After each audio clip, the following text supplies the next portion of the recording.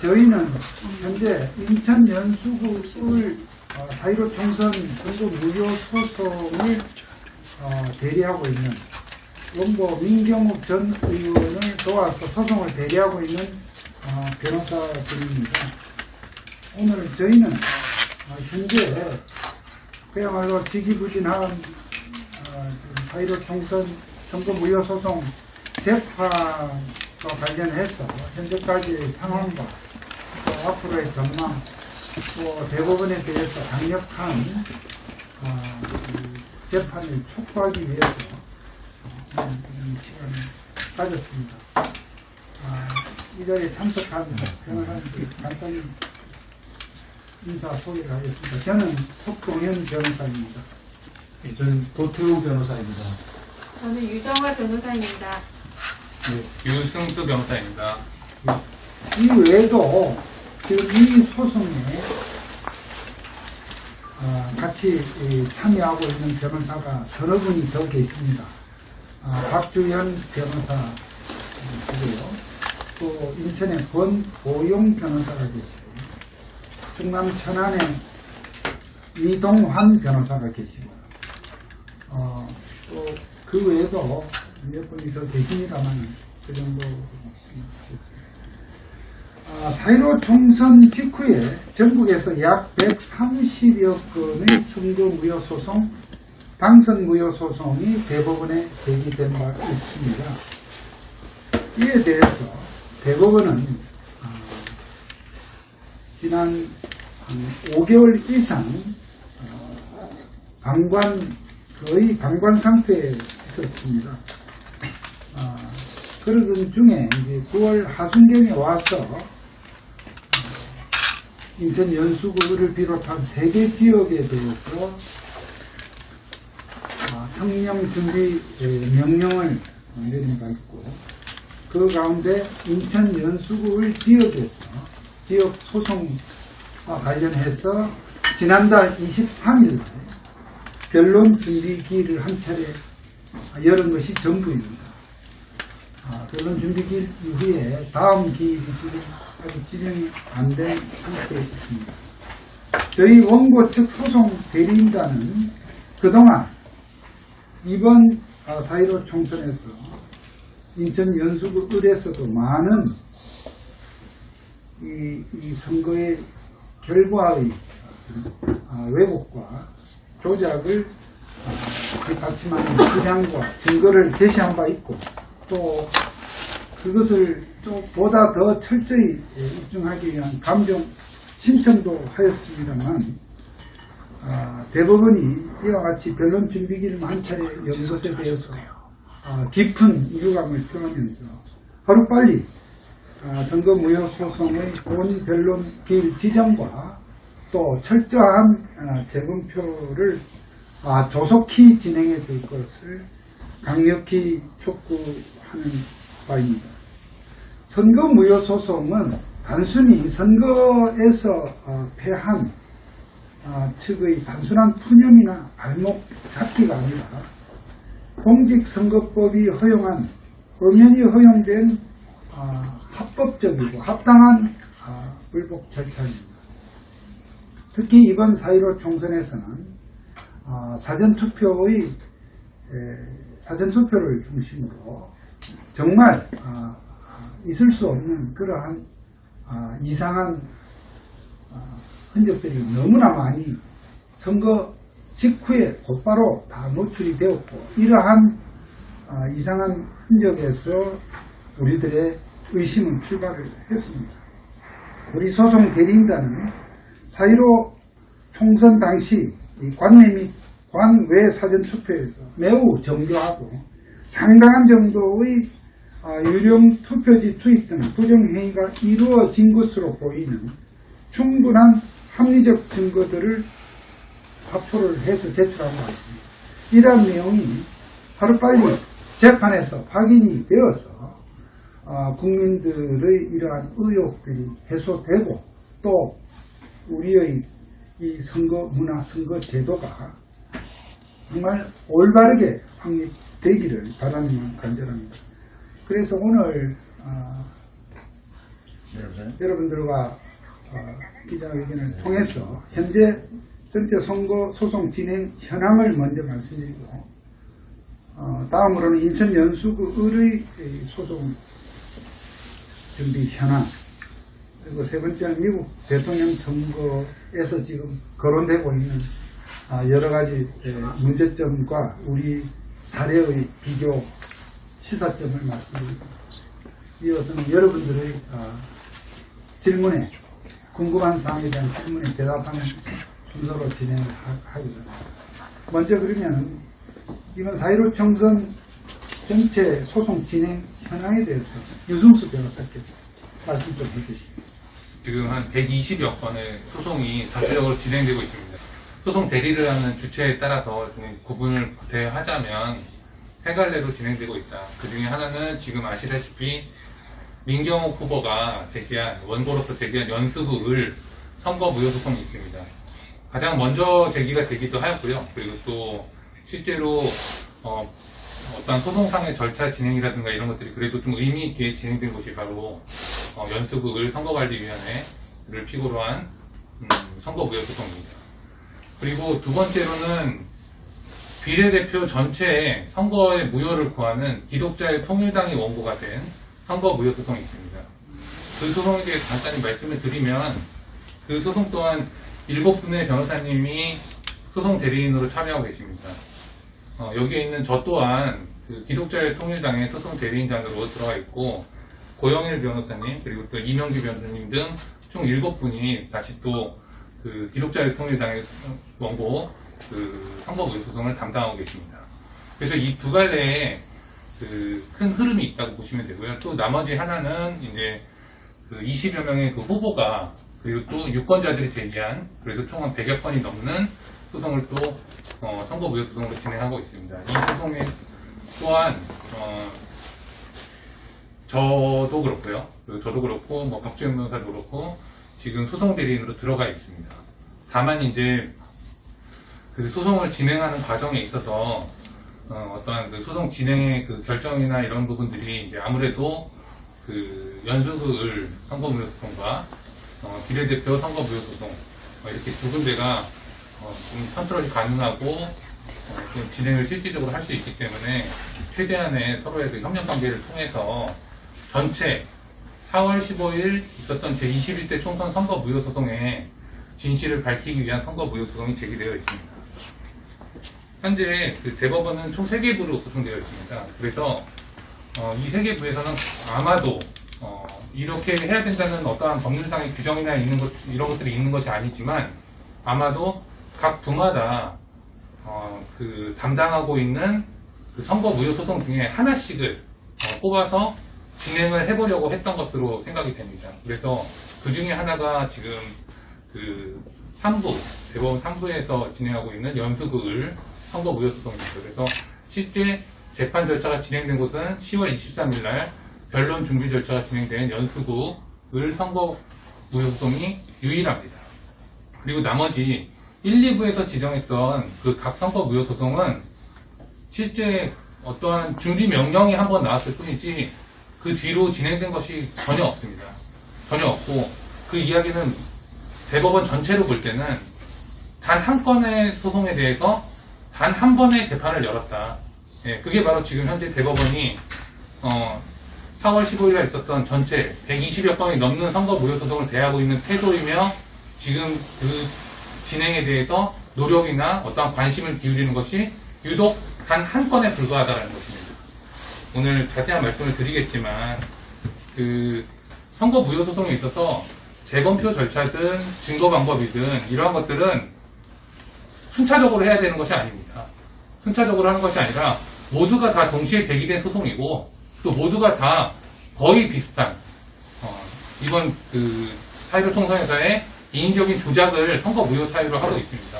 그렇기 때문에 그 증거 방법 또한 우리가 어떠한 입증 방법 또한 충분히 동시에 진행이 되어야만 하고 그리고 또 그 방법들은 당연히 중첩적으로 또는 동시적으로 진행이 되어야 함에도 불구하고 단 한 건의 소송만이 단 한 번의 재판을 열은 것이 바로 현재 대법원이 제21대 총선 무효 소송에 대한 선거 무효 소송에 대한 진행 경과이다. 이렇게 정리를 해서 말씀드릴 수 있겠습니다. 지금 선거 무효소송의 그 진행 협력 관계나 뭐 이런 부분들에 대해서 많은 의문을 또 가지고 계신 것도 사실이라고 생각을 합니다. 그 부분에 대해서 말씀드리기 조심스러운 면이 있지만 어쨌든 적어도 연수구 을 선거 무효소송 같은 경우에는 지금 연수구 을을 상대로 비례대표, 그러니까 기독자유통일당이 원고가 되어서 진행한 선거 무효소송에서도 연수구 비례대표 증거보전을 했습니다.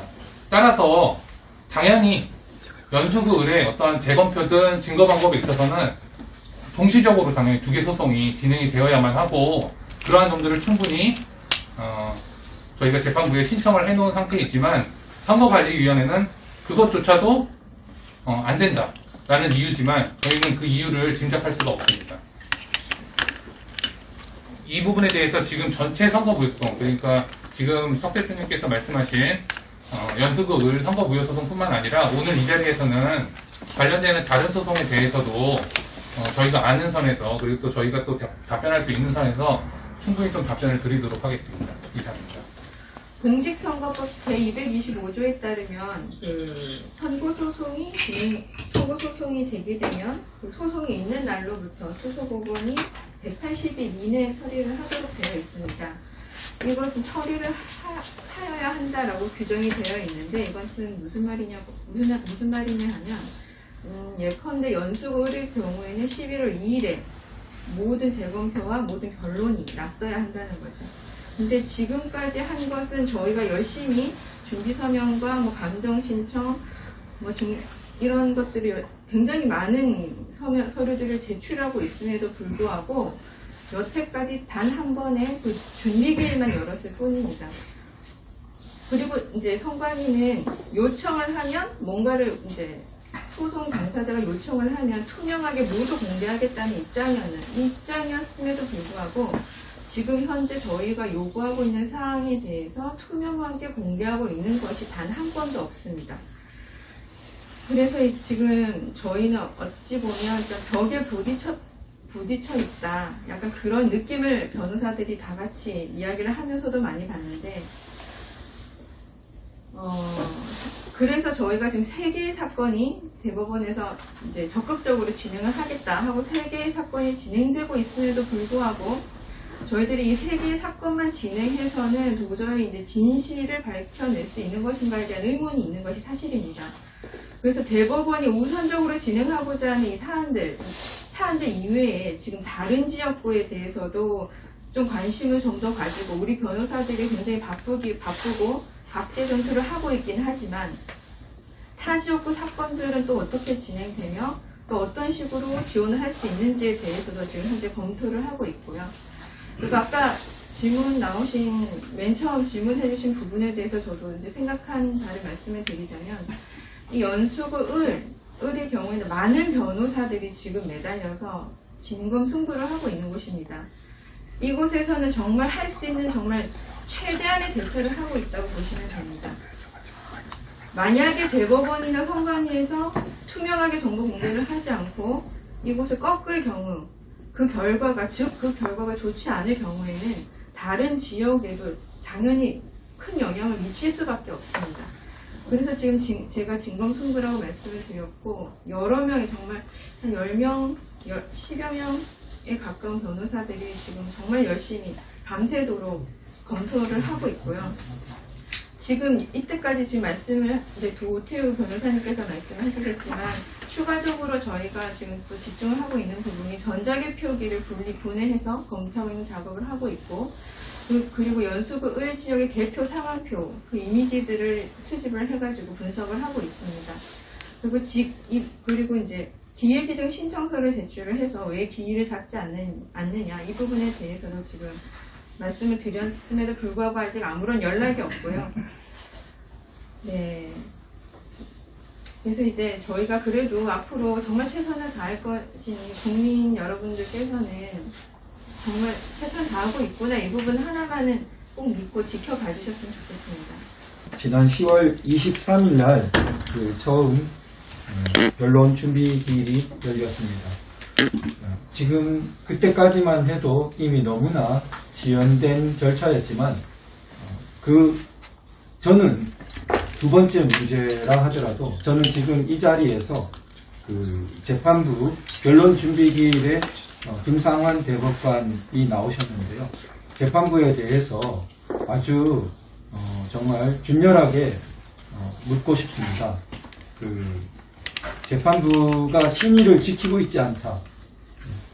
그때까지 너무나 지연해서 연것만 해도 국민에 대한 도리를 한 것이 아니라고, 다한 것이 아니라고 보는데, 그때 저희들 소송 대리인 앞에서 어떻게 앞으로 하겠다라고 말씀하신 것들이 있는데, 그건 사실 소송 대리인 혹은 원고 개인에 대한 약속이 아니라 이 소송의 성격상 국민에 대한 약속이라고 생각합니다.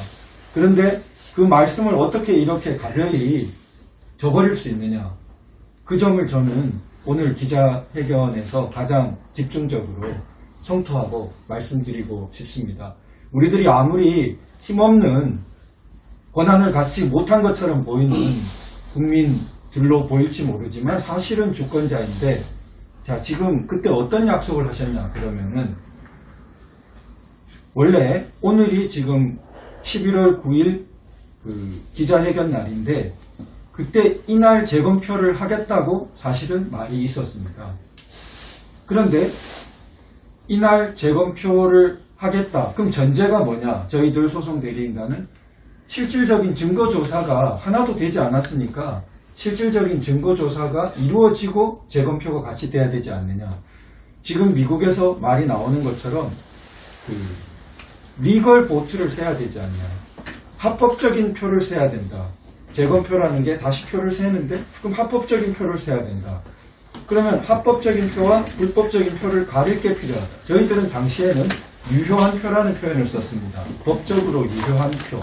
근데 그게 이제 보니까 미국에서는 이제 간단하게 리걸 보트라고 표현을 하는 것 같습니다. 이게 결국 우리 소송 대리인단이 일관되게 주장해온 것과 같은 이야기입니다. 그리고 합법적인 표를 세려면은 그 표가 합법적인 편지, 불법적인 편지를 가릴 기준이 필요합니다. 그래서 증거조사가 필요한 것입니다. 만일 증거조사가 없이 그냥 개한해서 세면 된다고 한다면 그건 아무 의미가 없는 거죠.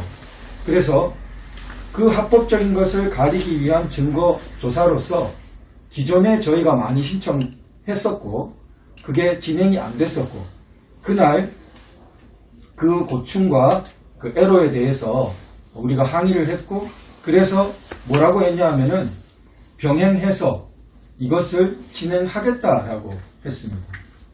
그래서 재검표 날짜를 11월 9일은 너무 촉박하다고 생각해서 뒤에 잡기로 한 것입니다.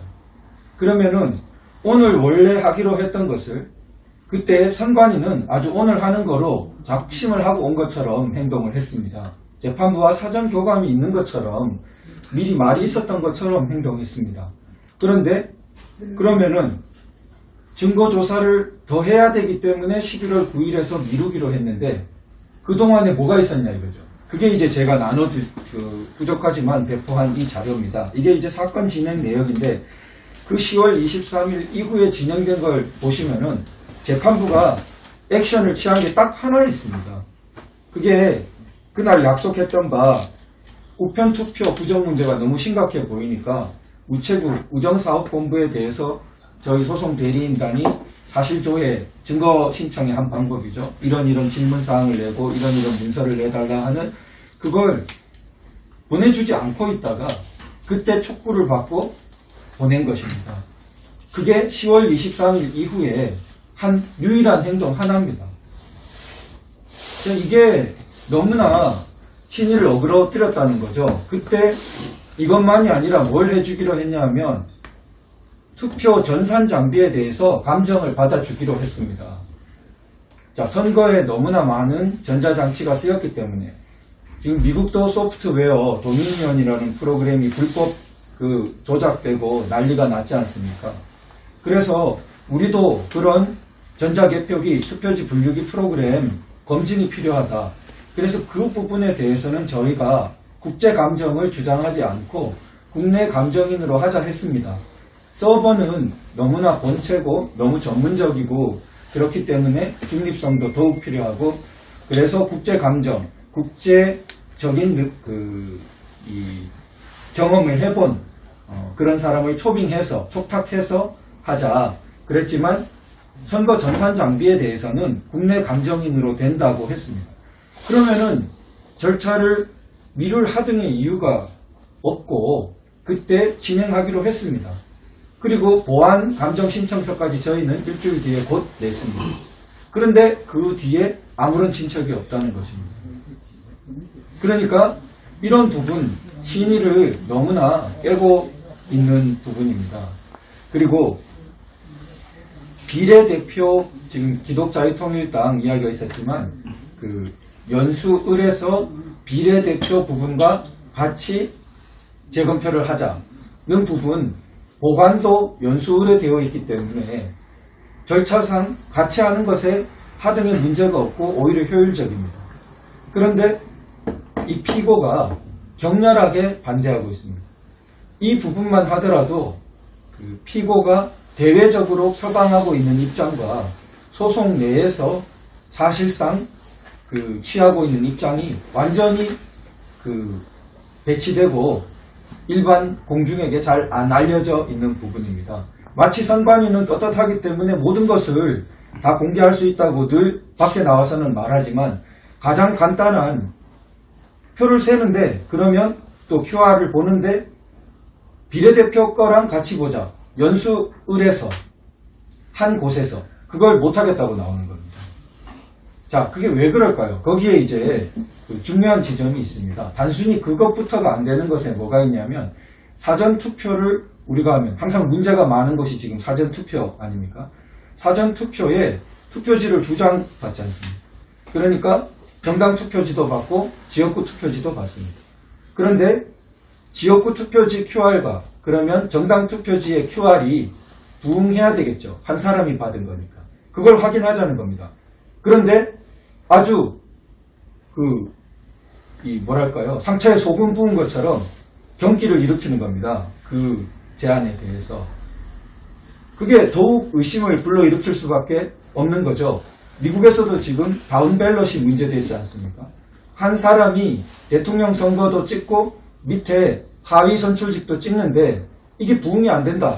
30%나 부응이 안 되니까 이게 너무 이상한 거 아니냐라는 의문이 합리적으로 제기되는 것처럼 우리가 만약에 한 사람의 사전투표에서 어떤 사람이 지역구만 찍었고 정당 투표는 찍지 않은 비율이 10%나 된다. 예를 들어. 그러면 당장 의심이 가겠죠. 10% 사람이 과연 그렇게 했을까. 그런데 사실상 어떤 문제가 있었냐면은 지역구 증거보전을 갔을 때 원래 비례대표 투표지까지 보전할 수 있도록 판사가 허가를 해줬습니다. 그래서 집행을 간 판사가 내놓으라고 했습니다. 그런데도 불구하고 판사의 명령과 그 집행문을 어기고 그 선관위의 사무국장이 몸으로 막아서 내놓지 않은 것입니다. 그래서 그 후로 2주가 지나서 이제 비례대표 투표지만을 보전하러 갔습니다. 그랬더니 어떤 일이 보였냐면 온갖 투표함 봉인이 훼손되고 투표함에 구멍이 뻥뻥 뚫려 있고 그리고 투표함 기재가 되지 않은 투표함들이 발견되고 사후에 부정 조작의 흔적이 너무나 많이 발견된 겁니다. 그래서 이것은 강력하게 비례대표지가 원래 부정 때문에 맞지 않았는데 그래서 강력하게 보전을 못하게 했다가 뒤에 보전 오기 전에 급히 사후 조작을 더 추가했다는 의심을 불러일으킬 수밖에 없고 그것은 지금 현재 동시 재검표를 강력하게 지금 못하겠다고 나오는 데서도 더욱 의심을 증폭시킨다고 보여집니다.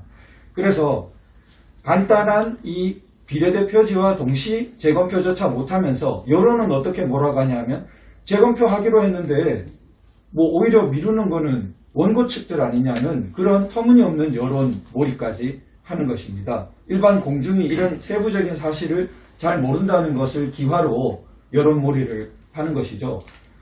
자, 선관위의 그런 행태와 이 정부 측의 그런 행태가 너무나 부당하지만 중심을 잡아야 될 법원이 이런 것들에 대해서 뒷짐지고 방관하고 있는 태도가 더 문제라고 생각합니다. 미국과 너무나 극히 대조적이고요. 지금 며칠밖에 안 된 미국 대선에서 법원이 얼마나 활발하게 움직이는 것을 우리가 많은 소식을 접하고 있습니다. 조지아주는 당장 재검표 명령에 들어갔고 또 법원이 일부 표를 제외한다거나 여러 가지 조치에 당장 들어가고 있습니다. 그런데 우리 대법원은 법정 기한 지나도록 우체국에 사실조회 하나 보낸 거 아닙니까? 그러니까 이게 너무나 그 사법부의 독립성과 법원이 해야 할 일을 내팽개친 거죠. 우리 국민들도 자유를 지키기 위해서는 법원에 대해서 이런 행태를 좌시하면 안 된다고 생각됩니다. 법원과 법관이 어떤 정치적 고려나 자기 개인적인 이유에서 이 책임을 회피할지 몰라도 피해는 우리 국민이 다 받기 때문에 우리가 자유체제를 수호하기 위해서는 법원에 강력하게 법원이 할 소임을 눈치 보지 말고 다 하라. 복잡한 고려를 하지 말고 다 하라는 요구를 강력하게 해야 할 것 같고 그런 의미에서 저희 소송 대리인단 오늘 그런 절차 촉구를 강력하게 하기 위해서 이 시간을 마련했습니다. 그래서 우리 그 감정 신청과 관련해서 전자 그 선거 전산 장비에 대해서도 사정이 어떠냐 하면 피고는 그 선관위는 뭐라고 말하냐면 가장 투표지 분류기 전자개표기에서 핵심인 노트북은 임차한 거라고 말합니다. 그러고는 회피하는 거죠. 임차한 거기 때문에 돌려줬고 자기들 소관이 아니다. 자기들한테 있지도 않고 알 수도 없다. 이렇게 회피합니다. 그 다음에 그나마 남아있는 전자개표기 본체는 안에 있는 모든 프로그램이나 이런 걸 다 지우고 물류창고에 보관 중이라고 뻔뻔스럽게 말합니다. 선관위가 한편으로는 공중에게 시연을 하고 대외 언론을 할 때는 뭐라고 말합니까? 모든 정보를 투명하게 공개하겠고 언제든지 다 밝힐 수 있고 했는데 언제든지 밝힐 수 있다던 선거 전산 장비 하나도 내놓은 게 없다는 거죠. 공식적인 감정의 대상으로 내놓은 게 없고 이제 와서 뭐라고 말하냐면 전부 다 그렇게 해버렸기 때문에 오직 남아있는 것은 시민들이 몸으로 지킨 구리에 있는 것밖에 없다고 그래요. 그나마 몸으로 육탄으로 안 막았으면 그것마저 없다는 얘기입니다. 그런데 사실은 구리 것도 시민들이 지켰지만 안에까지 들어갈 수는 없기 때문에 자기들은 드나들었습니다. 그럼 관계자들이 드나들면서 그 안에 어떤 조치를 취한 것을 우리가 다 막을 수도 없는 그런 상황입니다. 그렇기 때문에 포렌식과 감정이 필요한데 해주지 않고 법원은 뒷짐지고 있는 것이죠. 거기에 지금 심각한 문제가 있고 이제는 한탄만 할 것이 아니라 저희들이 볼 때는 한계점에 도달했다고 생각됩니다. 지금 미국 대선도 그 12월 8일인가요? 그때까지 굉장히 많은 절차가 이루어져야 되고 그 논란의 피크가 될 것 같습니다. 그러면 우리 대한민국도 마찬가지로 6개월 전에 벌어진 일을 미국이 해결해 가는 동안 우리는 뒷짐지고 아무것도 못한다는 것은 법원의 수치라고 생각되고 그것을 그냥 방관하는 국민의 수치라고 생각됩니다. 그래서 지금만 해도 11월 9일 벌써 그날 그 안을 들고 왔다가 미룬 날이 오늘입니다. 그런데 그동안 이렇게 모든 절차를 하지 않고 방치하고 신의를 팽개쳤는데 이제는 더 이상 그런 행태가 묵과될 수 없습니다. 그래서 우리 소송 대리인단 및 국민들은 향후 강력하게 촉구하고 마지막 촉구라고 생각됩니다. 이제 이런 점잖은 기자회견 방식으로 촉구하는 것은 말을 듣지 않으면 한계가 있겠죠. 더욱 강력하게 촉구할 수밖에 없고 저항할 수밖에 없다고 생각됩니다.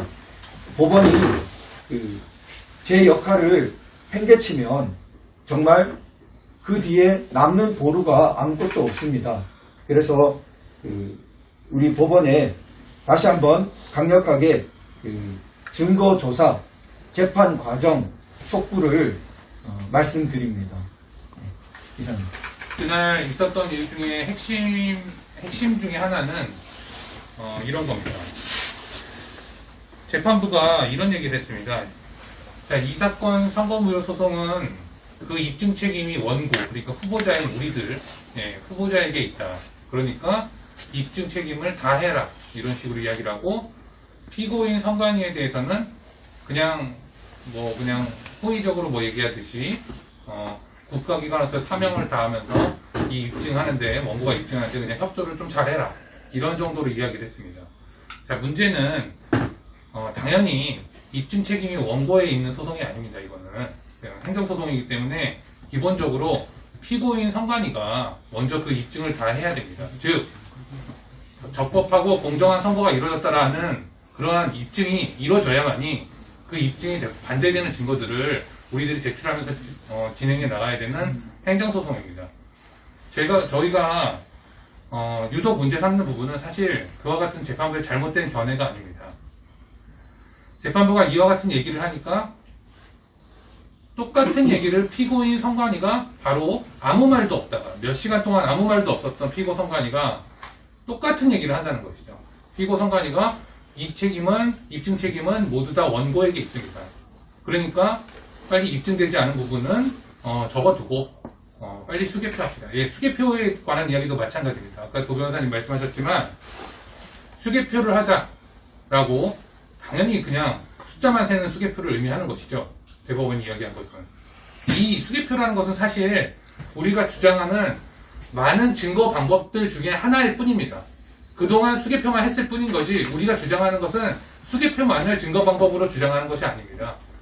여태껏 5개월 넘는 시간 동안 어떤 증거 방법도 하지 않다가 전혀 진행하지 않고 있다가 유독 수개표만 하자고 이야기를 한 것이 바로 대법원입니다.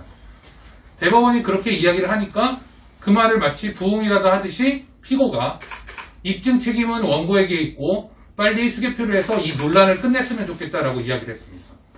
몇 시간 동안 피고가 한 말이라고는 딱 그거였습니다. 이와 같은 태도를 보면서 우리가 어떻게 대법원이 지금 선관위의 이야기를 들으면서 선관위와 무슨 교감을 나누면서 그들만의 이야기만을 듣고 불공정한 재판을 진행하는 것이 아닌가 하는 의심은 당연한 것입니다. 그리고 그러한 의심은 저희에게는 이미 확신이 되었습니다. 이와 같은 법원과 선거관리위원회의 어떠한 의견 교환, 사전 교감은 사실 증거보전 단계에서부터 있었습니다. 증거보전 단계에서부터 원고 또는 후보자, 국민들이 신청한 증거보전 신청에 대해서 선관위가 필요가 없다, 우리는 못 준다라고 이야기를 하면 그대로 기각을 내렸습니다. 그렇기 때문에 지금까지 서버 전산 장비가 바로 증거보전되지 않은 게 바로 그 이유입니다. 이러한 법원의 조력이나 아니면은 법원의 어떠한 사전 교감 때문에 여태껏 증거가 그렇게 훼손된 것이 하나둘이 아닙니다. 그런데 지금 와서 선거무효소송 본안을 진행하면서도 지금 그와 같은 태도를 취한다는 것은 과연 대법원이 공정한 재판을 할 의지가 있는 것인지 의문을 제기하지 않을 수가 없습니다. 그동안 있었던 일들을 간단히 말씀드리면 통합선거인 명부에 대해서도 이날 이야기가 나왔습니다. 재판부는 이렇게 이야기를 했습니다. 통합선거인 명부를 피고가 제출했다라는 얘기를 그 자리에서 했습니다. 저희는 처음 듣는 이야기였습니다. 피고가 제출을 했고 그 내용은 공개를 하기 어려우니까 그냥 재판부가 갖고 있다라는 겁니다. 자, 그러면은 우리가 뭐하러 재판을 합니까? 그 자료를 원고가 제대로 볼 수도 없다면 어떻게 재판을 할 수가 있겠습니까? 그리고 원고 소송 대리인단은 황당함을 금할 수가 없어서, 그러면 그것이 바로 전자 파일의 형태냐 아니면 물리적인 어떠한 종이나 이런 형태냐라고 묻자 그거에 대해서도 대답을 하지 못하고 살펴보겠다라고 이야기를 했습니다. 이러한 질문들을 할 줄 몰랐던 것이죠. 그죠? 자기네들이 살펴보고 재판부가 살펴보면 그 내용대로 그냥 원고에게 알려주면 그 내용대로 그냥 재판을 해라, 이렇게 이야기하는 것과 다름이 아닙니다. 자, 그리고 지금 이 시간에도 많은 분들께서 걱정하시는 것처럼 증거인멸이 계속 일어나고 있다는 것입니다.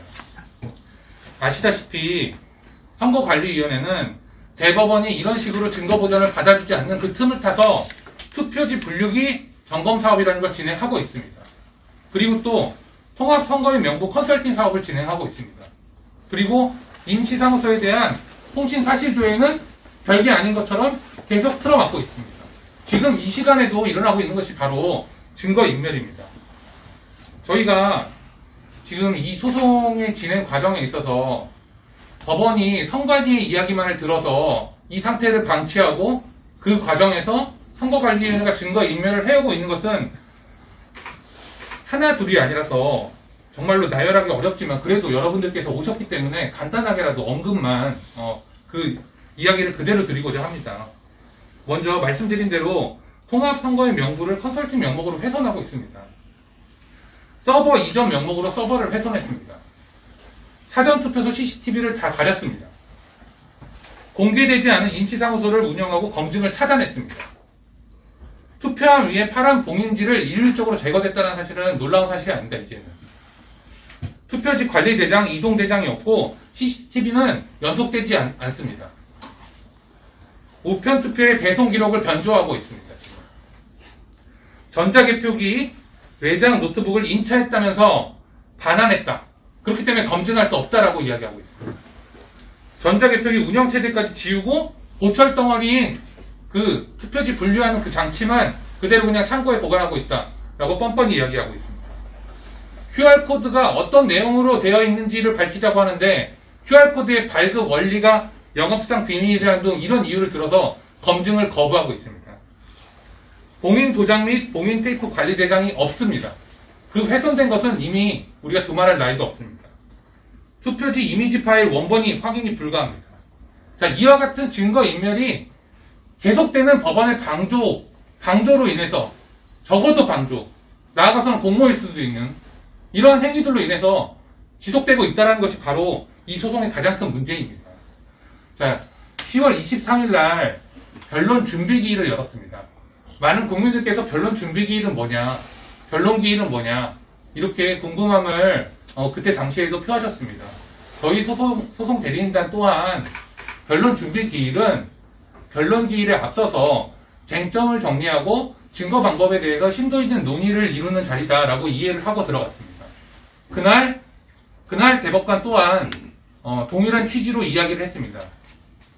마치 변론 준비 기일이니까 그렇게 지정한 것은 원고와 피고가 모두 격의 없이 증거 방법들에 대해서 이야기를 하고 그 채택 여부를 결정하기 위해서 허심탄회하게 이야기를 하기 위한 것이다 라고 그 변론 준비 기일의 취지를 설명했습니다. 그렇지만 제가 앞서 말씀드린 바와 마찬가지로 그 몇 시간 동안 피고가 이야기한 것이라고는 입증 책임이 원고에게 있다. 빨리 재검표를 해서 끝내자. 이 얘기만 했습니다. 허심탄회한 의견 교환 전혀 이루어지지 않았습니다. 그리고 그 자리에서 약속한 어떠한 증거 방법에 대한 절차 이행도 대법원은 지금까지 하지 않고 있습니다. 자, 이러한 의도는 우리는 이렇게 생각할 수밖에 없습니다. 대법원이 변론 준비 기일을 지정한 것은 바로 이와 같은 이유다. 어떠한 이유냐? 변론 기일은 공개를 해야만 합니다. 즉, 우리 여기 계신 여러분들께서 와서 보셔야 되고 적어도 중계할 수 있어야 됩니다. 국민들이 재판을 어떻게 하는지를 볼 수 있어야 됩니다. 바로 공개 재판의 원칙이죠. 누구나 알고 있는. 그러나 변론 준비 기일은 그것을 피하기 위한 방편에 불과하다. 책략에 불과하다. 저희는 그렇게 규정을 할 수밖에 없습니다. 그렇지 않다면 변론 기일을 열자라고 저희는 주장합니다. 변론 기일을 열어서 대법원이 어떠한 잘못된 결론을 내리든 불공정한 재판 진행을 하든 그와 같은 모습을 국민들이 모두 낱낱이 봐야 된다고 생각합니다. 그리고 증거 방법들에 대해서 서로가 의견 교환을 하고 말도 안 되는 변명을 하고 은폐를 계속하는 그러한 피고, 선관위의 태도가 계속되고 그것을 방조하는 태도 또한 국민들이 낱낱이 봐야 된다고 생각합니다. 그러한 의견 교환 끝에 대법원이 어떠한 불공정한 결정을 내린다면은 그것은 그 다음의 문제입니다. 이 과정이 불공정하다. 어떠한 불공정한 룰에 따라서 재판이 진행되고 있다. 이러한 모습들에 대해서 국민들에게 알려지는 것이 두려운 것입니다. 따라서 저희는 다시 한번 촉구합니다. 만약에 우리는 변론 기회를 열어서 이 재판의 모든 과정이 공개되어야 되고 적어도 녹화, 녹음, 그리고 중계방송되어야 된다고 주장합니다. 그리고 변론 기일에 앞서서 이 내용이 너무 방대해서 이해가 가지 않는다면은 변론 준비 기일을 열자. 좋습니다. 하지만 그 변론 준비 기일은 시간의 제한이 없는 충분한 서로가 의견을 다 교환하고 그 자리에서 그리고 그 다음 변론 기일에서 재판부가 어떠한 결정을 내릴 수 있는 그러한 변론 준비 기일이 되어야 된다고 주장합니다. 따라서 우리 소송 대리인단은 이미 10월 23일 제1회 변론 준비 기일 이후에 변론 준비 기일 지정 신청서를 냈고 변론 기일 지정 신청서도 제출하였습니다. 이 의미는 저희가 공정한 재판이든 불공정한 재판이든 이 재판의 실상을 국민 여러분들께서 모두 낱낱이 알고 그리고 또 이에 대해서 분노해야 된다는 의미에서 제출한 것입니다. 지금 미국 선거 재판 상황과는 뭐 그렇다고 동시에 재판하기는 뭐 어렵다고 봅니다만, 그러나 우리가 국제 조사단, 국제 감정단의 이 지금 선거 재판 참여를 주장한다고 하고 있습니다. 그와 관련해서 계속 미국 상황을 주시하면서 미국의 어떤 그 선거 재판 상황이 우리 재판에 중요한 하나의 어떤 영향을 미칠 수 있도록 저희들이 전략적으로 잘 대처하겠습니다. 네, 지금 말씀드린 바와 마찬가지로 어떠한 소송에 있어서의 의견이라든가 이런 것들이 기가 막히게도 대법원과 선거관리위원회의 태도가 일치한다. 그리고 이와 같은 일치하는 어떠한 교감이 있었다는 식의 이런 의심할 만한 정황들은 저희가 몸으로 느껴왔고 그리고 또 증거보전 단계에서부터 있어왔던 일입니다. 자, 지금 우리가 소송 과정에서 어떠한 일을 하는 것은 사실상 한계가 있습니다. 그렇지만 그 한계가 있다 하더라도 소송 대리인단의 입장에서는 대리인으로서의 어떤 임무를 다 해야 되기 때문에 몇 가지를 생각하고는 있습니다. 마찬가지로 다시 한번 증거 보전에 대해서 신청을 할 생각입니다. 그리고 이 서버라든가 디지털 증거들에 대해서 다시 한번 증거 보전을 신청할 것이고요. 그리고 또 아까 도 변호사님 말씀하신 그 기존에 있었던 그런 어떤 전산 장비들에 대한 증거 방법은 조속히 채택해 줄 것을 다시 한번 요청하겠습니다. 그리고 아까 어떠한 점검 사업 또는 컨설팅 사업이라는 명목으로 증거 인멸 사업들이 진행되고 있습니다. 이러한 것들은 가처분이 가능한지 여부를 다시 한번 검토를 해서 실제 가처분을 하고, 그리고 또 어떠한 그러한 과정에서도 인멸의 결과가 있었다면 그 인멸의 결과를 소송상으로 현출하는 것이 대리인의 역할이라고 생각합니다. 저는 이번 4.15 총선에서 저희들이 강하게 의심하는 그러한 디지털 조작 등 이런 부분이 선관위 직원들 전부가 다 이렇게 공동으로 인식하고 같이 했다고 보지는 않습니다. 그러니까 저는 적어도 절대 다수의 선관위 직원들은 모를 수도 있거나 왜 이렇게 하는지 잘 모르는 가운데 이루어진 일일 수도 있다고 봅니다. 그런 점에서 저는 선관위 직원들 중에 정말 이러한 조작에 관여하지 않으면서 이러한 사항을 알고서 지금 저희들의 이런 노력과 유튜브 방송을 통해서 진실을 밝히고자 하는, 진상을 밝히고자 하는 이런 노력을 계속해서 예의주시하는 직원들이 저는 있을 것 같아요. 그 직원들에게 정말 저는 내부 제보 있지 않습니까? 정말 이 양심적인 그런 내부 제보, 저희들이 익명성을 보장할 것입니다.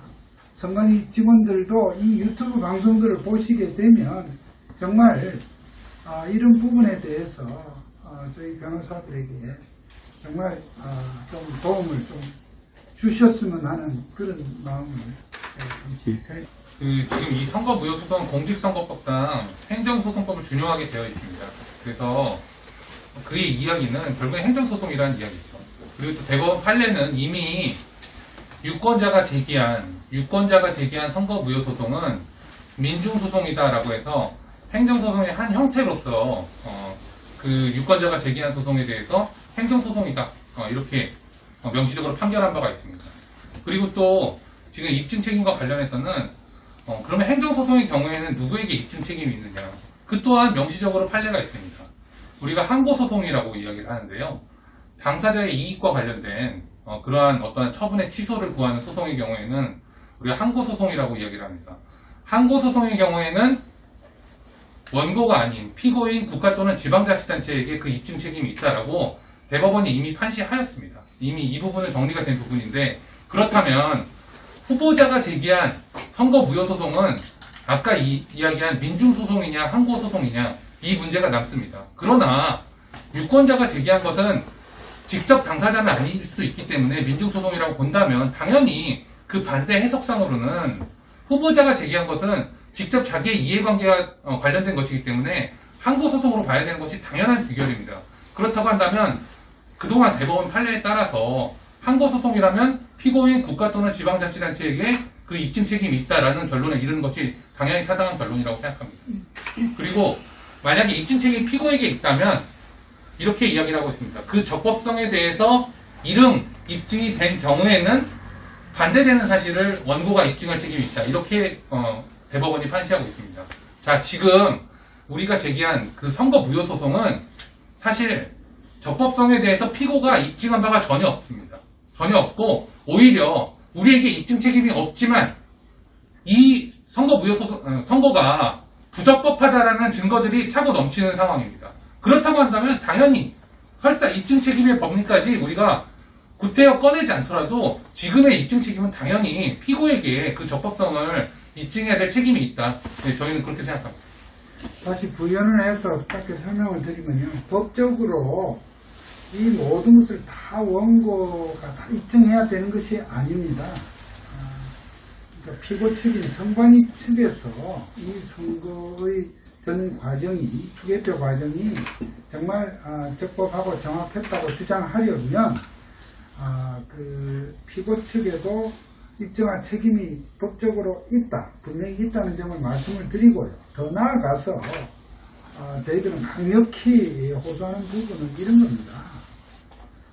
단순한 법리적인 그거 외에도 소위 선관위 당국은 국민들에게 이러한 선거와 관련해서 이런 부정 의혹이 제기된 것 자체를 부끄러워해야 됩니다.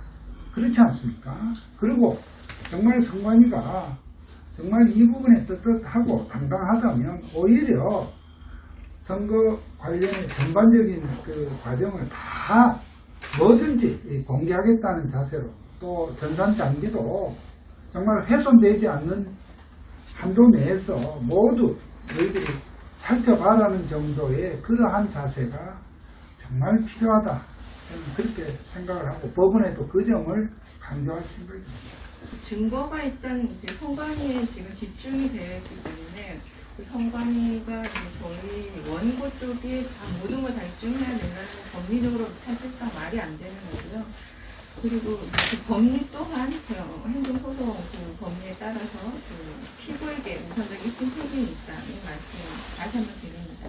그리고 아까 그 질문하셨던 거에 대해서도 추가적으로 더 말씀드리자면 법원에서는 감정 전문가에 대한 감정을 법원이 선정하는 그 전문가를 맡기겠다라고 했으나 우리 변호인 측에서는 우리도 내세우는 전문가 공동으로 감정을 할 수 있도록 해달라고 지금 요구를 한 상태입니다. 네. 우리가 선거 전산 장비에 이제 투표지 분류기와 투표지 이미지 파일이 밀접히 연결됩니다. 그래서 투표지가 들어가면서 이제 스캔 이미지가 된 부분인데, 원래 투표지 이미지 파일이 원본성이 확인되면서 제대로 보존이 됐으면은 사후 조작에 대해서는 상당 부분 견제할 수가 있습니다. 그걸 가지고. 그런데 그것도 사전에 투입된 부분은 견제할 수 없습니다. 그래서 부분적이지만 그래도 사후 추가 조작에 대해서는 그나마 견제할 수 있는 장치였는데, 이번에 그래서 투표지 이미지 파일을 제출하라는 세 곳에 대해서 그 명령을 했습니다, 법원이. 그래서 예전보다는 단순 수개표가 아닌 것처럼 진전이 있는 것처럼 보였는데, 문제는 이 투표지 이미지 파일이 덜렁 USB에 담겨진 형태로 제출된다는 것입니다. 이게 의미가 있으려면은 원본성이 확인이 돼야 되는데, 피고 선관위는 그 원본성을 확인할 수 있는 장치를 스스로 다 말살해버린 거죠. 노트북도 팽개쳐버리고 투표지 그 본체 자체도 모든 프로그램 지워버렸다라고 자기가 말하고 있으니까. 너무 사실상 말이 안 되는 이야기를, 문명국가적이지 않은 이야기를 하는 거거든요. 자기들이 결백하다고 밝힐 수 있을 수단을 스스로 다 파괴해버린다는 얘기거든요. 그럼 결국 공중에 띄워놓으면 자기들은 결백할 거라고 생각하는데 문명국가적인 논리로 보면은 자기 결백을 밝힐 걸 파괴해버린 그 사람이 수상하다고 봐야 되는 거죠. 그래서 지금 투표지 이미지 파일조차도 현실은 그렇다는 지금 상황인데요. 저희들이 그럼에도 불구하고 디지털 포렌식 감정 신청을 처음에도 했었고요. 저희들은 6월에 이미 했습니다. 6월 초에 6월 9일날 감정 신청이 들어갔습니다. 그런데 이때까지 안 해줬던 것이고 그걸 보다 정교하게 하는 감정 신청을 또 냈던 것인데요. 그럼에도 지금도 그게 필요하다고 하는 이유는 공적으로 그게 지워지고 원본성이 확인될 수 없다는 것이 전문가의 확인으로 남아야 된다는 거죠. 그게 국가 기록으로, 공적 기록으로 남아야 되고 가장 최소한으로 역사 기록으로 남아야 되고 보다 나아가서는 국제적인 기준에서 이게 어떤 의미를 가지는지 국제사회에 보내서 판단을 받아봐야 된다. 아마 국제사회는 그런 일을 자행한 피고와 국가기관에 대해서 무언가 의미 있는 판단을 해줄 것이라고 봅니다. 그러기 위해서 그 공적 자료가 있어야 된다라고 판단되고 그런데 그런 의미를 두려워해서인지 안 해준다는 거죠. 그것마저 지금 안 해주고 그냥 모르쇠로 가고 있다는 겁니다. 글쎄 그 부분은 우리가 프레젠테이션 할 때도 보여드렸고 사실 서면에서 너무나 강조가 많이 된 부분이어서 서면을 뭐 보신 걸 전제로 한다면 모를 수가 없다고 생각됩니다. 아마도 어느 정도는 인지를 했기 때문에 기존의 재검표와 달리 그래도 투표지 이미지 파일이라든지 QR코드 대조를 이야기합니다. 그래서 그런 부분들이 언급된 것이 역사상 최초입니다. 우리 단순 개수 말고. 그런데 QR코드 문제도 나왔으니까 말씀드리면 QR코드 대조가 의미를 가지려면은 QR코드 생성 원리에 대해서 기준 확립이 필요합니다. 그런데 그 부분에 대해서 저희가 전부터 요구를 했었고 이번에는 감정 신청 형태로 더욱 확실하게 내라 했기 때문에 냈는데 역시 내라 하고는 냈는데 감감무소식이라는 거죠. 어느 정도는 의심을 가진다고 봐야겠죠. 그런데 원고는 공론을 분열을 할 목적으로 이렇게 소를 제기하는 것이 아니라 공직선거법 제222조에 따라서 이제까지 정황상 충분한 증거를 제시하면서 소송을 시작을 하게 된 것입니다. 그 부분에 대해서 공론을 분열한다 이렇게 하는 것은 오히려 그런 말씀을 하시는 쪽에 굉장히 감정적인 감성적 접근을 하는 거라 보여지고 사실 법조인이라면 증거로서 진검 청구를 해야 하는 것입니다. 그럼 감정적인 호소가 아니라 그 부분에 대해서는 도저히 납득을 할 수가 없다는 말씀을 드리겠습니다. 사실 선거 전산 장비에 대한 증거 보전 신청을 안 한 것이 아니라 사실은 너무나 많이 했습니다. 그러니까 4.15 선거 직후부터 이건 디지털이 문제되기 때문에 서버가 증거 보존돼야 된다고 서버에 대해서는 독자적인 증거 보존 신청이 여러 차례 같은 방식으로 이루어지고 심지어는 안 해주기 때문에 민사소송적 방법을 동원해서라도 할 수 있을까 해서 기각하는 걸 무릅쓰고 대법원까지 갔으나 모두 기각됐습니다. 그래서 서버에 대한 그런 증거 보존 신청 노력이 다 합치면 10건 정도 될 겁니다. 10건 정도를 다 기각시키면서 못했고요. 그리고 이번에 과천청사 이전할 때에도 필사적으로 그 기일을 잡아달라고 하루에도 서너 차례씩 내면서 사진 찍어 보내고 하면서 했는데 역시 모른 채 했습니다. 그 다음에 선거 전산 장비에 대해서도 초기부터 투표지 보전 신청 낼 때부터 같이 낸 겁니다. 그래 같이 냈는데 오프라인적인 것만 받아주고 디지털적인 것은 일체 받아주지 않았는데 법문상에 등자가 있습니다. 그래서 등자는 법에서 함부로 넣지 않고 유사한 것들을 다 포괄하지 않을 때 넣는 건데 등자가 있음에도 불구하고 투표지, 투표록, 기존 이것만 딱 보전하고 디지털 부분은 법문에 잘 없다는 식으로 다 기각하면서 이 사태가 여기까지 온 것이죠. 그래서 현재 그러면은 무슨 방법이 있느냐? 사실 지금도 인멸을 의심케 하는 행위는 계속 이루어지고 있고 우리가 강제로 그것을 과천에서도 과천청사 때도 그랬지만 강제로 6탄으로 막을 수 있는 방법이 거의 전무하다시피 합니다. 저희들에게. 다만 저희들이 생각할 때는 저희들은 보존하려고 노력하나 그것을 끊임없이 훼손하는 그런 공적 기록이 남는 것이 중요하다고 생각됩니다. 그리고 결국은 그 공적 기록들을 통해서 그 중립적인 판단을 받을 때 그것이 의미를 가질 것이라고 생각됩니다. 드린 내용 중에 저희가 중요한 것이 하나 있습니다. 무엇이냐면 저희가 이러한 증거 보전이든 아니면 증거 방법을 신청하든 아무튼 신청을 했으면 그거에 따른 결정이라는 걸 내려야 되는 겁니다. 법원은. 그러니까 재판부가 하다못해 기각 결정이라도 내려야 되는 거죠.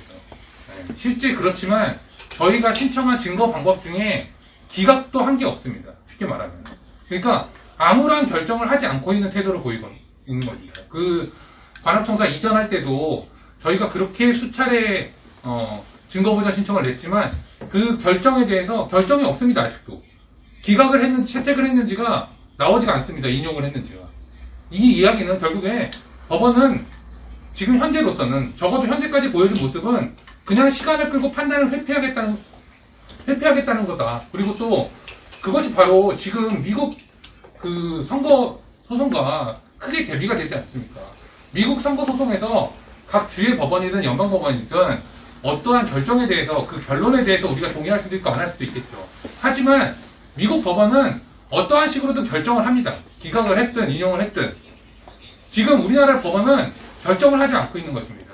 저희가 법에 있는 제도를 안 하는 것이 아니라 저희가 신청을 해도 어떠한 결정을 안 하고 그에 대한 비판을 오로지 시간 속으로 그냥 묻혀버리고자 하는 그러한 의도다라고 말씀을 드릴 수 있겠습니다. 지금 그 현실적으로 선관위에서 자행되고 있는 자행될 것으로 보여지는 여러 가지 증거의 인연에 대해서 현실적으로 저희들이 제기할 방법이 뭐 없는 실정입니다. 뭐 법원에 그러한 사항의 중단을 요청하고자 해도 또 여러 가지 제약이 있고요. 근데 어쨌거나 자 지금 앞으로 우리가 지금 여기서 우리가 법원을 성토하는 어떤 그 측면 외에 그럼 앞으로 어떻게 할 것이냐는 부분이에요. 결국 재검표를 해야 될 겁니다. 또 해야 합니다. 근데 이제 결국 저희들의 주장의 뭐 이거를 요약해 보면 재검표를 하되 사전에 좀 확인할 부분을 다 철저히 완벽하게 확인을 해서 제대로 된 감정을 검증을 하자는 그것입니다. 그래서 지금 다음에 법원에 저희 이제 기일이 열리게 되면 예상되는 상황은 그렇습니다. 대법원에서 이러한 원고 측의 소위 사전 절차, 사전 감정 등 이 요구를 일부 수용을 해서 전부 또는 일부 수용을 해서 재검표로 갈 것이냐, 혹은 대법원에서 나름 판단하는 어떤 그 부분까지만 하겠다 하고서 그냥 강행적으로 재검표 기일을 이렇게 진행을 할 것이냐 하는 문제가 있습니다. 또 경우에 따라서는 뭐 아예 이렇게 저렇게 그냥 미루고 뭉개고 할 가능성도 전혀 배제하지는 못하겠습니다. 그러나 이 마지막 경우는 있어서도 안 될 것이고 그 부분은 정말 우리가 피해야 될 상황이라고 봅니다. 그래서 어쨌든 다음 기일에서 저희들이 최대한 결국 재검표 저희들은 기본적으로 이 사전투표에 상당한 양의 어떤 그런 부정투표가 혼입이 되거나 또 개표 과정에서의 전산 작동으로 이를테면 어떠한 디지털 조작을 했다는 강한 그런 확신을 갖고 있는데요. 이런 부분을 결국 재검표 실물을 통해서 또 실제 QR코드의 스캔 분석을 통해서 어쨌든 확인한 이 재검표 검증 기일을 열기 위해서 말이죠. 그런 부분을 법원하고 좀 다음 기일에서는 소위 밀고 당기는 그런 싸움을 해야 되는 상황입니다. 저희들이 어떻든 최대한 그러한 무결성을 확인하는 그러한 노력을 기울인 가운데서 재검표가 이루어질 수 있도록 또 재검표를 통해서 그러한 부정을 실제 확인하도록 저희들이 노력을 하겠다는 말씀 드리겠습니다. 지금 저희들이 변론 준비 기일 또는 기일 다 요청을 했습니다. 그러니까 뭐가 돼도 좋다 하는 것입니다. 변론 준비 기일은 대법관 4분 중에 이제 한 분이 나오셔서 약간은 좀 인포멀하게 좀 진행이 될 것이고, 정식 변론 기일은 그야말로 공개된 재판의 형태로 해서 굉장히 격식 있게 또 진행이 이렇게 되는 형태입니다. 어쨌든 어느 형태가 되든지 간에 저희들이 지금 지난 변론기 이후에도 다시 지금 우리 감정 신청은 3건이죠? 예. 예. 반드시 재검표 전에 감정이 이루어져야 될 다음으로서 저희들이 감정 신청도 했고 또 조회 신청 편조회도 그 후에 있죠. 전에 했는데 받아줘서 보냈어요. 그렇습니까? 아직도. 예. 그래서 어쨌든 그러한 주장들을 대법원이 이제 어느 만큼 받아줄 것인지, 받아준다는 뜻은 말이죠. 받아준다는 뜻은 재검표 전에 대법원이 이제 그러한 사항을 전문 감정인을 참여하에 다 이제 확인을 한다는 뜻이 되겠는데요. 하여튼 그렇게 해서 그 기일이 진행이 되면 이제 저희 재검표 인천지방법원에서 재검표를 이렇게 하는 것으로 다시 이 기일을 잡게 되는 것인데, 하여튼 한편으로는 약간 좀 걱정스럽기도 합니다. 아시다시피 지금 또 이제 곧 또 이 연말이 가까워지면 또 연말 연시에는 또 일정 기간 뭐 이런 재판이 잠시 또 이렇게 뭐라 그럽니까 휴정 상태가 되는 부분도 있어서 좀 한편으로는 걱정이 됩니다만, 그러나 또 좀 철저하게 해야 되겠다는 그 욕심도 저희들은 또 내려놓기가 어렵고, 그런 가운데에서 어쨌든 이 11월 중에 기일이 열리면 그때 저희들이 또 이 소송 전략을 정말로 잘 연구를 해서 이런 국민적 이 의혹 규명에 저희들이 만전을 기하도록 하겠습니다. 아시다시피 지금 미국 대통령 선거에서 지금 소위 선거 재판이 지금 12월 8일이던가요? 8일까지 지금은 이루어져야 하는 지금 그런 상황이었습니다. 물론 쟁점은 좀 다르기는 하나 본질에 있어서는 많은 부분이 공통된다고 보는데요. 지금 미국에서도 결국 우편 투표, 여러분도 아시다시피 우편 투표에서 가짜 투표지가 정말 많이 지금 나와가지고 그거에 의해서 지금 계산이 잘못됐다 하는 것이, 표 계산이 잘못됐다는 것이 지금 트럼프 측 주장입니다. 뭐 그거에 대해서도 냉소적으로 보는 시각도 많이 있고 한 것이 현실입니다만, 그러나 상당한 팩트에 지금 근거하고 있다고 저는 보여집니다. 많은 지역에서 실제 선거인 수보다 더 많은 투표가 이루어졌는가 하면 100%를 넘는 투표율이라고 하는 것, 또 거기에 지금 일부 지역에서는 뭐 사망자가 벌써, 거기는 어떻게 해서 그렇게 신속하게 다 그것이 파악되는지 참 의아할 정도인데 사망자가 2만 명 이상 투표한 것으로 되어 있거든요. 이런 부분들에 대해서 신속한 재판이 이루어지고 할 것입니다.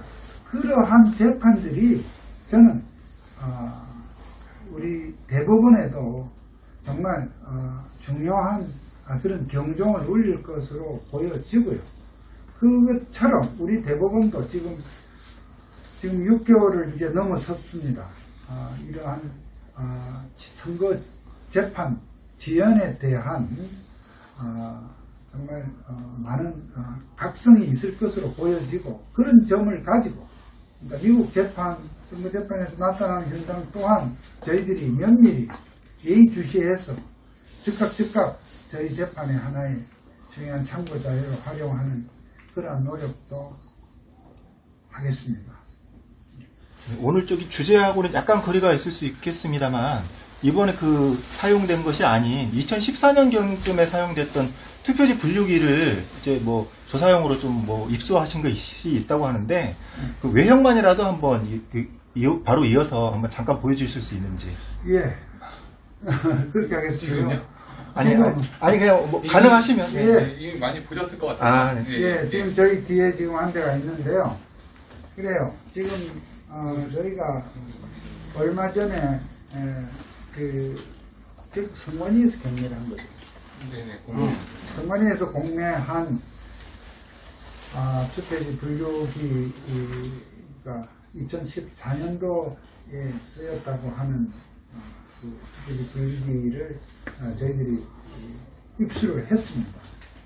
근데 어쨌든 이 대목에서 우리 스스로 참 우리의 어떤 참 힘의 한계를 저는 많이 느끼게 되는데, 어쨌든 지난 6개월 동안 이러한 투표지 분류기에 가급적이면 실제 이번 선거, 즉 4.15 선거에서 사용된 그런 투표지 분류기와 동종의 어떤 그 제품 풀세트를 가지고 한번 나름 시범도 해보고, 저희들이 생각하는 표갈기의 어떤 그런 실제 상황도 한번 테스트를 해보고 했는데, 하고자 했으나 투표지 분류기의 입수가 참 어렵더라고요. 왜냐하면 이번 그 선거에서 이 투표지 분류기를 공급한 그 밀과 한틀 같은 이런 업체에서 저희 변호인들이 그 기계 한번 구경하는 것조차도 겁을 내요. 즉 우리들이 거기 가서 기계 한번 실물을 한번 보자 하는 것조차도 이 경계를 할 정도로 굉장히 참 그런 상황에서 지금 이렇게 저희들이 지나간 기기를 구입했습니다만, 아쉽게도 어떤 그 운영 프로그램까지 갖춰지지 않으면 제 기계의 작동이 좀 되지를 못하는 그런 상황이 있어서 저희들이 그러한 부분을 또 좀 찾기 위해서 지금 노력 중에 있다는 말씀을 드리면서, 어쨌든 투표지 분류기 본체는 저 뒤에 한 대가 있습니다. 여러분들 중요하시다면 누가 좀 힘을 써주시면 저 기계가 꽤 무겁습니다. 좀 한번 이따가 끝나고 예, 그렇게 하겠습니다. 필요하신 경우가 있으면 예, 그렇게 얼마든지 하겠고, 공개를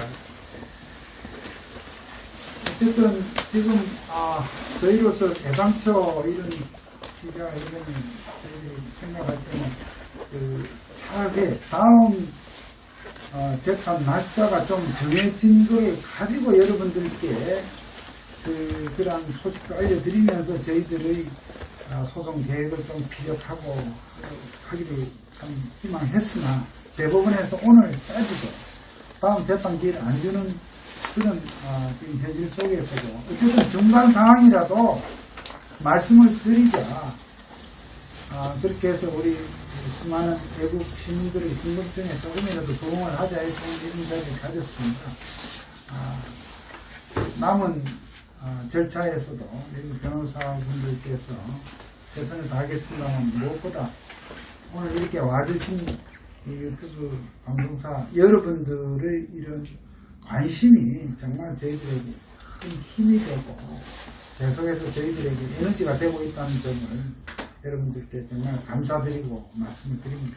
어느 분이 시민분이 분석하셨는데, 그 미국 지금 대선 부정선거나 우리 4.15 부정선거나 한마디로 처음에 이제 여론 조작이 있고, 그 다음에는 투표 조작이 있고, 그 다음에는 대표 조작이 있더라고요.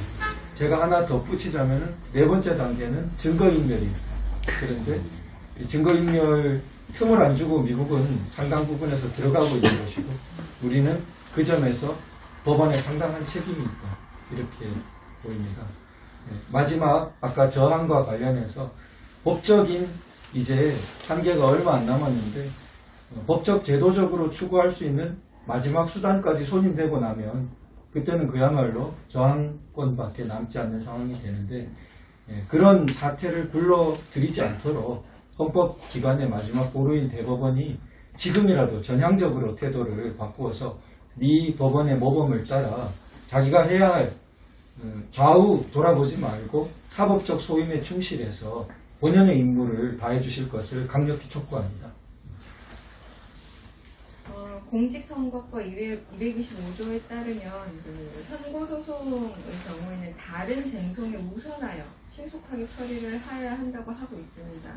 근데 저희가 여러 신청을 한 것들 중에 결정을 아까도 유승순 변호사님께서 말씀하셨지만 결정 내린 것이 거의 없고 지금 우편 사시조회 같은 경우에도 거기에 대해서 뭐 적극적으로 나서지 않고 있는 사실입니다. 한마디로 법원은 지금까지 반년 동안 침묵하고 있다고 보셔도 무방하리라고 봅니다.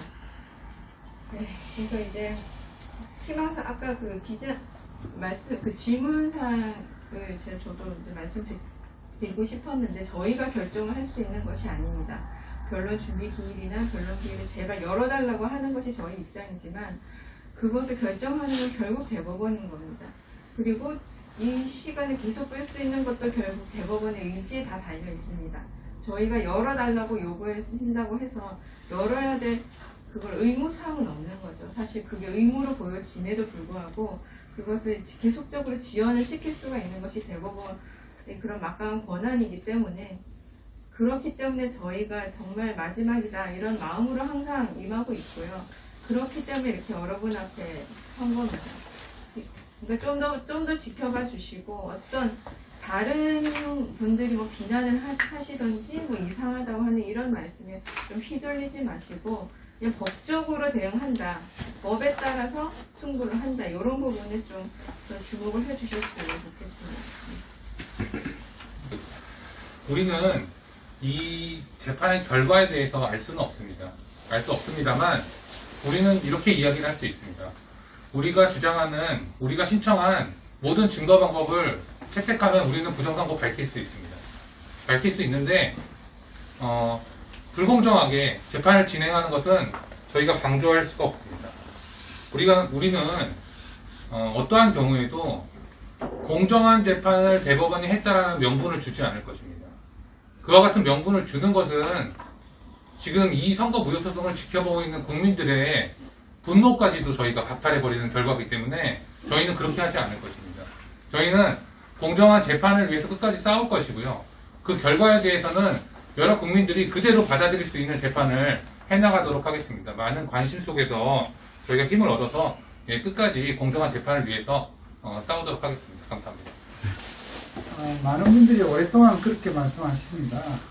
지금 중앙선관위원장을 비롯해서 지방선관위원장까지 우리 현재의 법상 법관이 그 직책을 맡도록 되어 있다 보니 근데 선거 과정에서 어떠한 부정행위나 선거 관리의 부실이 이렇게 문제가 되어도 막상 법원에서 그러한 사항을 쟁송을 통해서 어떠한 시비를 가리고 책임을 묻는 것이 좀 어렵지 않느냐. 즉 선관위원장이 대법관이고 또 지방 법원장이고 하다 보니까 그런 선거 소송 부분에 있어서도 좀 많은 쟁점들이 묻힌다는 얘기를 많이 합니다.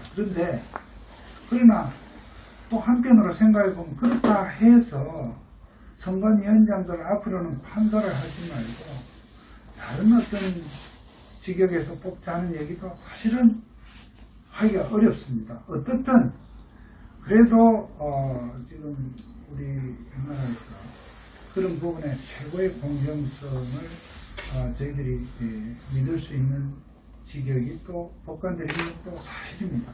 그래서 결론적으로 법관들이 기본적으로 선관위의 장을 맡는 것까지는 그거는 받아들인다 하더라도 이러한 문제가 생겼을 때 그것을 마치 선관위원장의 책임인 양 과도 해석을 해서 과도하게 해석을 해서 이런 그 선관위 직원들의 고의적이고 또는 중과실이 섞인 이런 선거 부정 행위에 대해서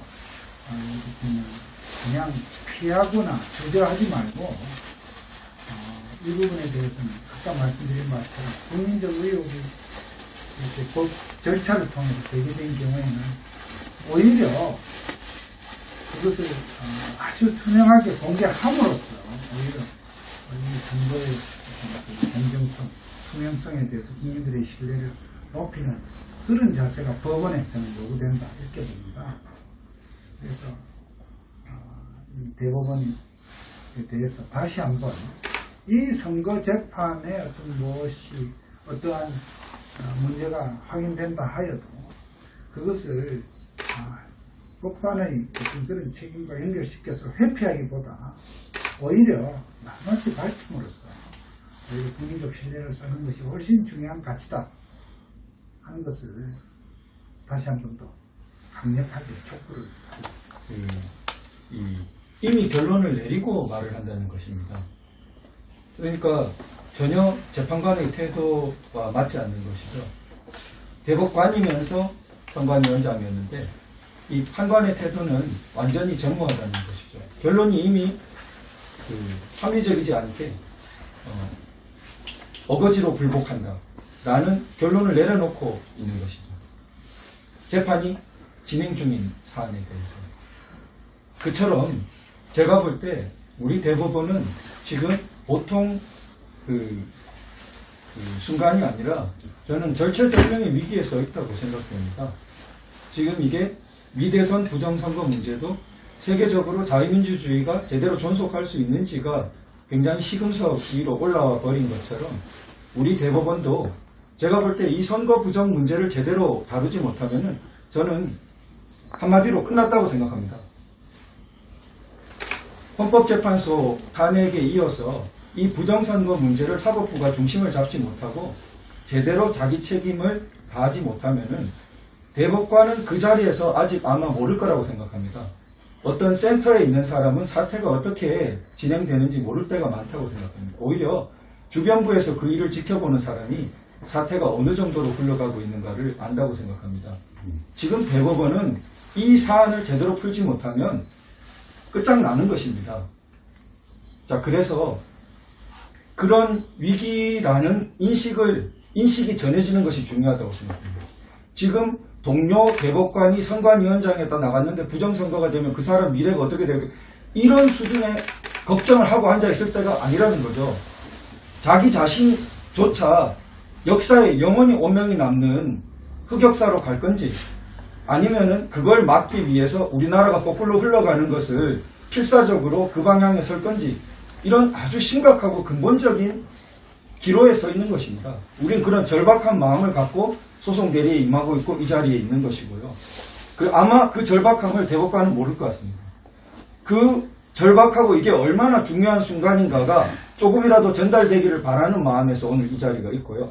제발 그 마음이 전달되어서 우리나라가 이 절체절명의 기로에서 제 방향으로 갈 수 있기를 소망합니다.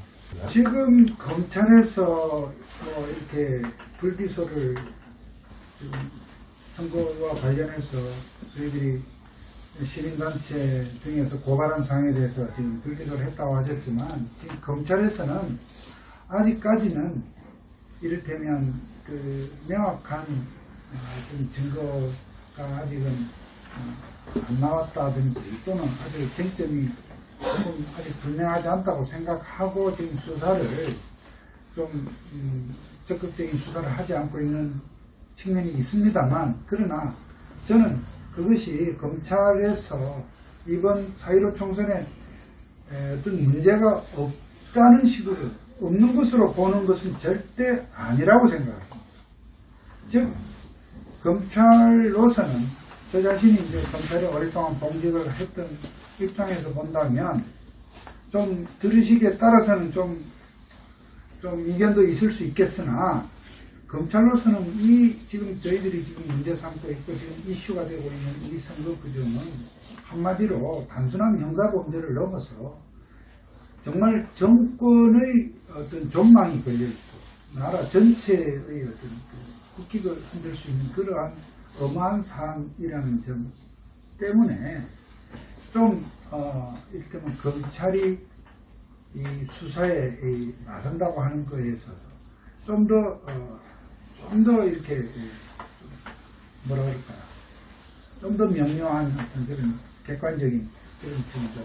왜냐하면 아시다시피 평상시와 달리 현재의 윤석열 검찰은 지금 정권이 그냥 우리 속된 말로 지금 못 잡아먹어서 지금 난리 안달이지 않습니까?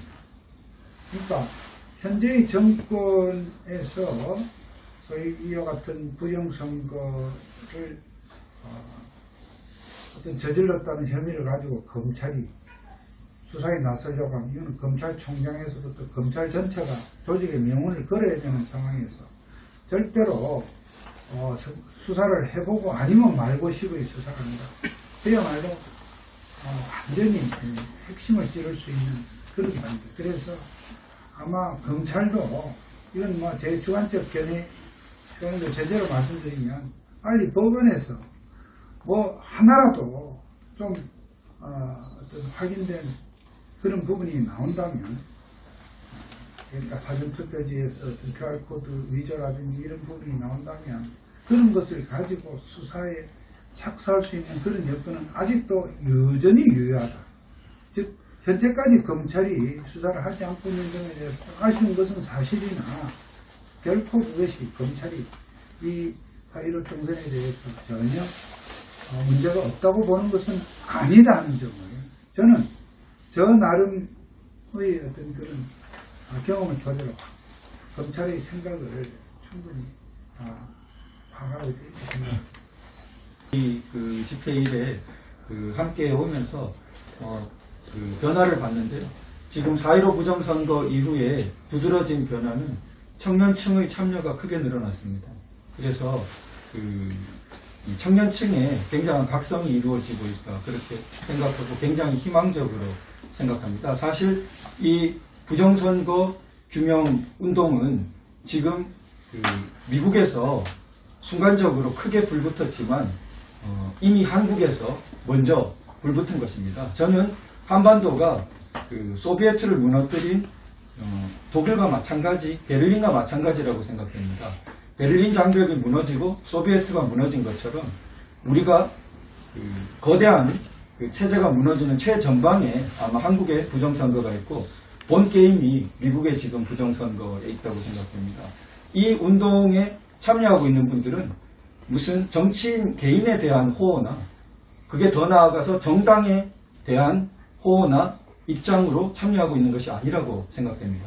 근본 마음은 자유민주주의의 본질에 대한 부분 훼손을 막고자 하고 그 본질적인 핵심 가치를 지키고자 하는 숭고한 차원의 가장 문명적인 최전선에 서 있는 그러한 위대한 운동이라고 생각합니다.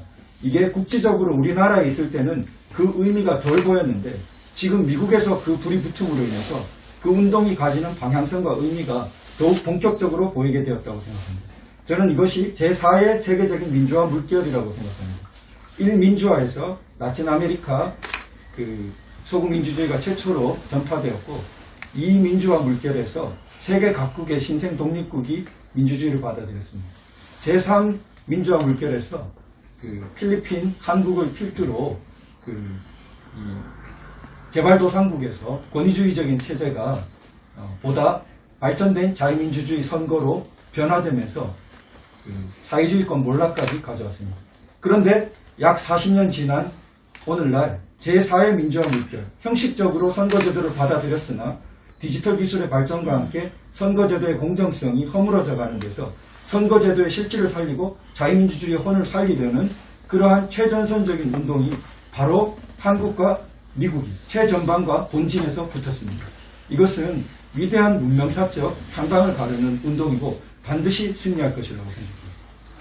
감사합니다. 어쨌든 이번 부정선거 조작에 조금이라도 관여하신 분들 좀 자수하여 결국 이 감사합니다. 모두한 부정들이 결국은 누군가에 의해서 사람에 의해서 좀 그렇지 않습니까? 그런 사람들도 저는 이 유튜브들을 보고 있을 것이라 생각합니다. 그런 사람들 좀 이제 더 이상 양심의 어떤 그 곳 자책에서 괴로워하지 말고 자수하여 권력 적자. 좀 자수해서 좀 우리에게 힘을 좀 실어 주십시오. 예. 부탁합니다. 예, 감사합니다. 고생하셨습니다.